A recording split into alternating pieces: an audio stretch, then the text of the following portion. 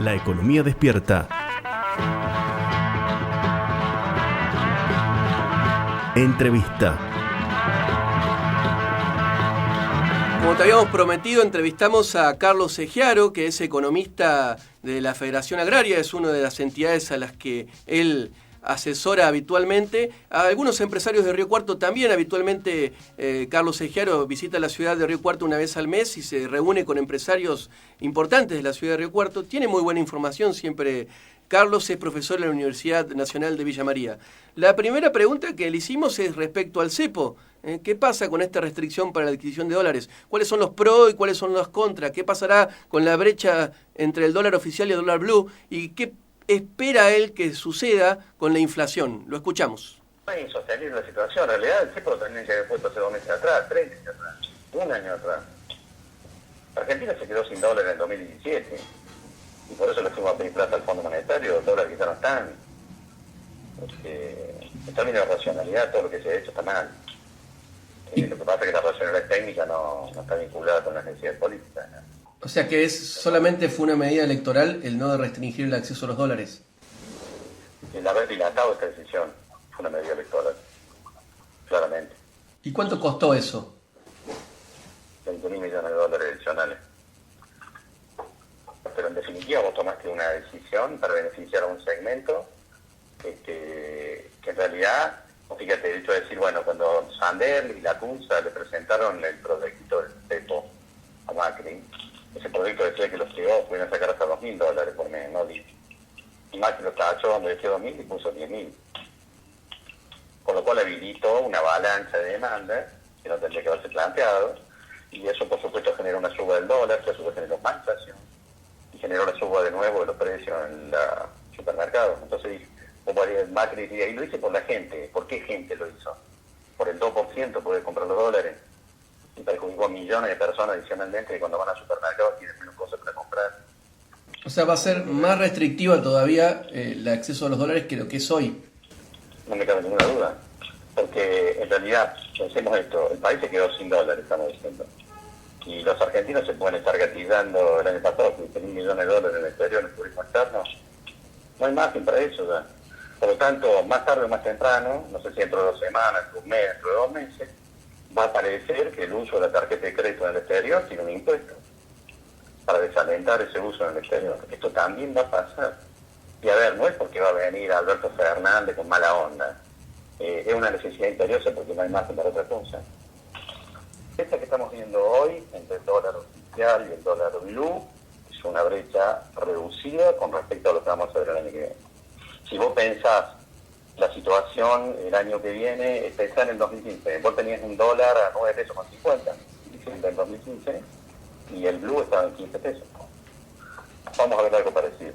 Fue en esa dirección, digamos. El blue se va a separar claramente. Hoy mira, no, pero habría que hacer otra cosa. Y a esta altura no hay mucha opción. Entonces, obviamente que el cepo lo puso este gobierno, y el que viene lo va a fortalecer. Y no se trata si soy de izquierda o de derecha, si soy liberal o keynesiano.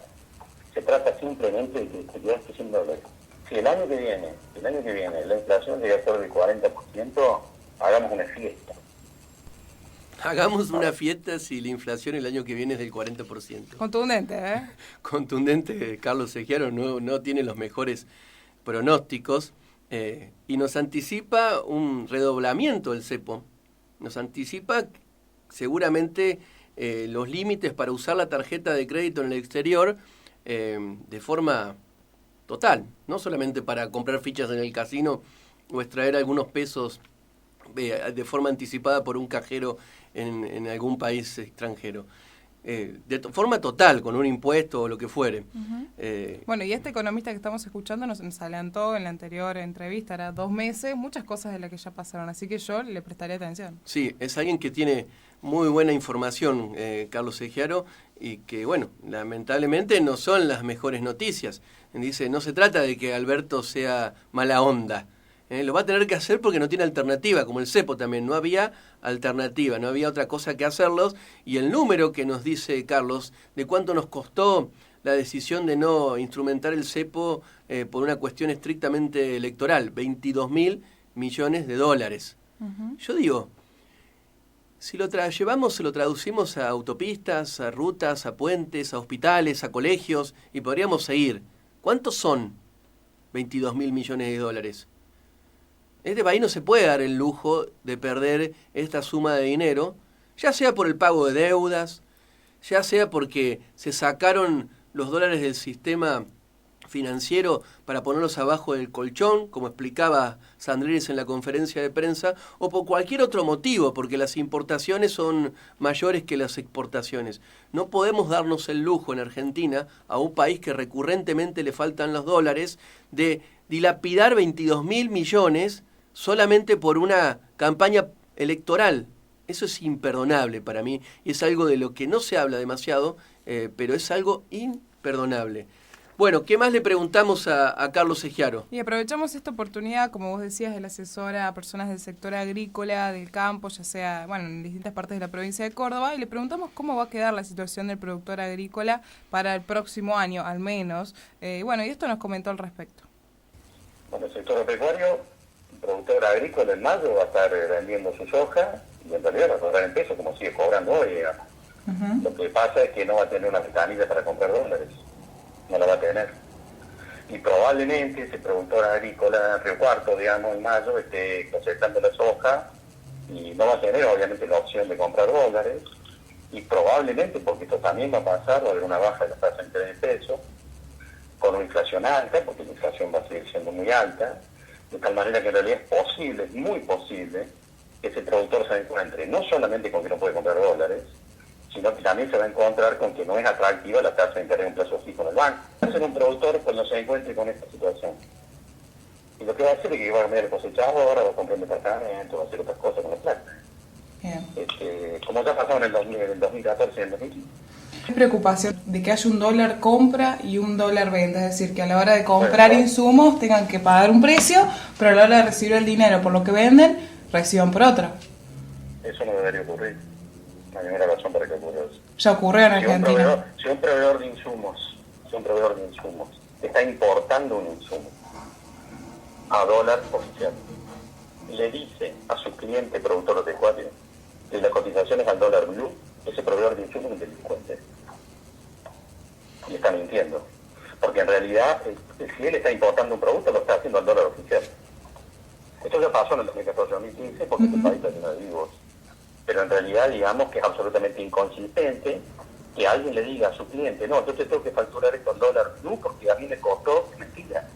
Si el producto importado pagó el dólar oficial. Acá habrá que ver qué decisiones toma el próximo gobierno en términos de control de las ayudadas que algunos actores tienen, sobre todo si tienen por el mercado y son oligopólicos, ¿no? Claro. Este es otro tema totalmente distinto, porque obviamente que los actores oligopólicos en el mercado suelen hacer lo que quieren cuando pueden.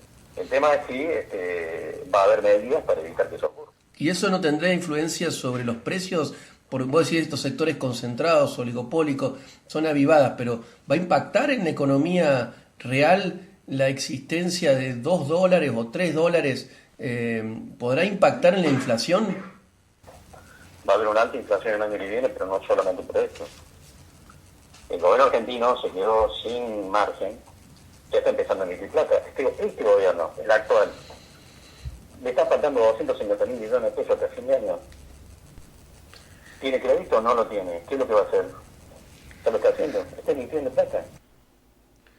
Bueno, una de las cosas que hablamos en el panorama económico, de la emisión que tiene el gobierno para poder cerrar el año, y también de qué pasa con el dólar blue, si impacta en la economía real. Muy fuerte, Carlos Eggiaro, con respecto a las avivadas. Todo depende de los controles que realiza el próximo gobierno entonces, ojalá entonces. Bueno, y también depende de nosotros, de que defendamos nuestros ingresos, ¿no? O sea, no tiene ninguna justificación que un importador te fije el precio de un bien importado al dólar blue. Ninguna justificación, porque él lo paga al oficial. Pasó durante muchos años y lamentablemente nadie salió a la calle a reclamar por la gente del campo por eso. Bueno, ojalá pase, no se tomen medidas para evitar esta dolarización al precio del marginal. Al precio del marginal, porque genera mucha incertidumbre y también genera inequidades. Y en todos los bienes se puede ocurrir que los importadores o los que comercializan bienes de origen importado determinen los precios teniendo en cuenta el dólar paralelo. Está la posibilidad y eso genera, por supuesto, muchas contrariedades a la economía argentina. ¿Qué más le preguntamos a Carlos? En la siguiente parte de la entrevista realmente lo escuchamos a un Carlos un poco más enojado todavía. Estaba enojado, Carlos, no es así habitualmente, pero estaba enojado por la preocupación, seguramente. Así es, y él hace referencia que el próximo año es completamente previsible para él. ¿Sí? Y nos cuenta por qué. A ver. Gente que dice que está imprevisible, bueno, la verdad que el 2020 me parece bastante previsible. Porque todos estos elementos que estamos tirando acá marcan claramente por dónde van a ir cosas. Dólar alto, tasa de interés baja, inflación, es la película que hay que ver. Y por supuesto una tasa de crecimiento muy exigua, así es que realmente existe una tasa de crecimiento económico en el que viene. Vos esperás un año sin crecimiento del 2020. Yo veo un rebote mínimo. Si vos mirás todas las opiniones de los consultores y organismos internacionales, todos dicen que el año que viene la recesión se profundiza. Yo soy más optimista que eso. Pero en realidad, pensar que la economía argentina el año que viene puede estar rebotando para arriba alegremente, eso está fuera de cualquier agenda, de cualquier prescripción. Es imposible. ¿Qué opinás de la decisión de Sandleris, del presidente del Banco Central, de bajar abruptamente la tasa antes de irse, y eso en un marco de no tener un plan de estabilización? Suma más... La tasa de interés en peso tiene que ir bajando. Vos tenés un sesgo ahora. ¿Con qué argumento siempre tuvieron una tasa así? El argumento era que la gente no fuera a comprar dólares. Bueno, ahora tenés un sesgo, o sea que la gente no puede ir a comprar dólares. De tal manera que están dados los elementos para que empiece a bajar la tasa. La palabra abruptamente no me parece razonable en términos de lo que deberían hacer, sino que lo que debería hacer es lo que está empezando a hacer, es ir bajando la tasa de interés de manera progresiva. La Argentina no puede funcionar con estas tasas de interés, creo que como lo hemos hablado más de una oportunidad. Es decir, que hace falta, es necesario que las tasas de interés empiecen a bajar. Y por supuesto que ese proceso se va a dar. Yo creo que se tiene que dar de una manera razonable, paulatina, espero que consensuada, entre las autoridades actuales del Banco Central y las que vendrán después diciendo. ¿No sería razonable primero que el gobierno entrante realice un acuerdo de precio con los sectores que fijan precios y después bajar la tasa de interés? Este gobierno asume el 10 de diciembre, ¿no? Difícilmente alguien que no es gobierno puede hacer un acuerdo de precio. Pero digo yo, ¿no sería razonable esperar al nuevo gobierno para bajar la tasa? No, me parece que es lógico que empiecen a bajarla ahora. Me parece que es razonable. Es más, yo me pregunto por qué no la empezaron a bajar antes. Una vez que hicieron el cepo, ¿por qué no empezaron a bajar la tasa? En realidad, la expectativa, la razón que entiendo era que no querían que el blue se alejara demasiado. Y eso también tenía que ver con el tema electoral. Mi pronóstico con la gente con la que hablé en las últimas semanas y en la última reunión que tuvimos en Río Cuarto con los empresarios era la siguiente: ¿cuándo va a empezar a bajar la tasa Sandler y después de la elección? No la bajó antes por no generar una señal de que el dólar blue suba. Bueno, pasó la elección y al otro día empezaron a bajar la tasa. Me parece que está bien y que es razonable que lo hagan.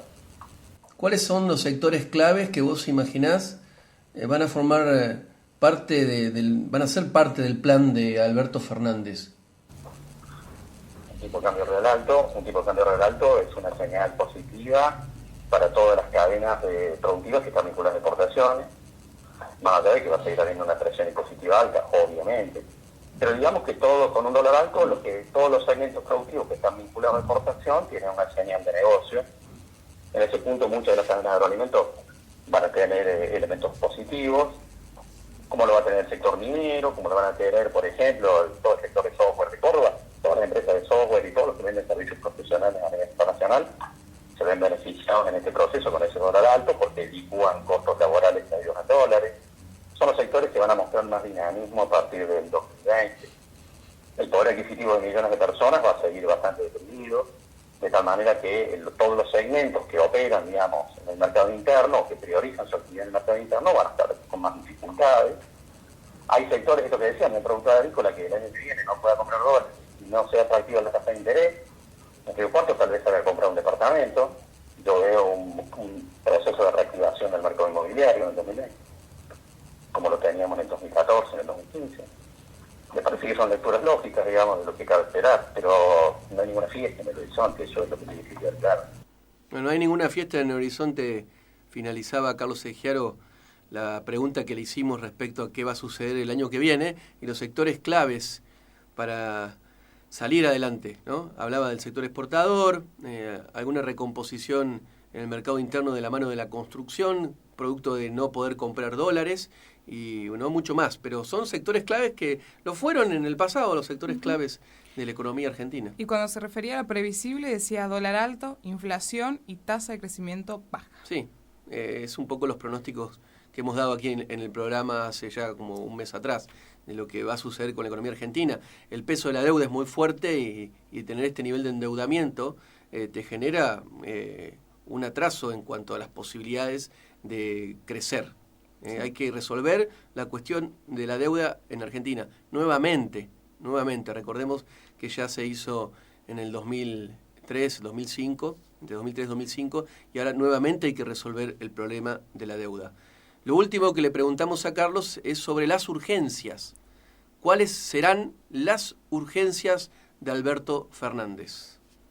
Yo creo que van a trabajar básicamente sobre la coyuntura, porque la coyuntura es muy complicada. Es muy, pero muy complicada. En realidad están tomando un escenario donde la negociación de la deuda, por ejemplo, es una prioridad inaceptable. Argentina está fuera del mercado internacional de capitales a esta altura del partido. Por lo tanto, tiene que renegociar esa deuda, la renegociación de la deuda, no solo con el Fondo Monetario, básicamente con los bonistas.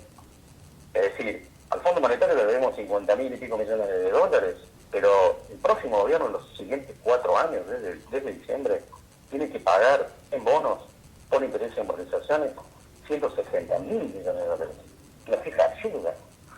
O sea que obviamente que va a haber un proceso de renegociación donde seguramente va a haber una quita, reprogramación de plazos. Esas negociaciones no se hacen un fin de semana tomando café. Van a llevar, me parece, la mayor parte del 2020. Mientras eso ocurra, la Argentina va a estar fuera del mercado de capital, sin crédito. Es decir, el contexto de la coyuntura es durísimo. Y por lo tanto, me parece que las pilas van a estar puestas fundamentalmente en ese lugar.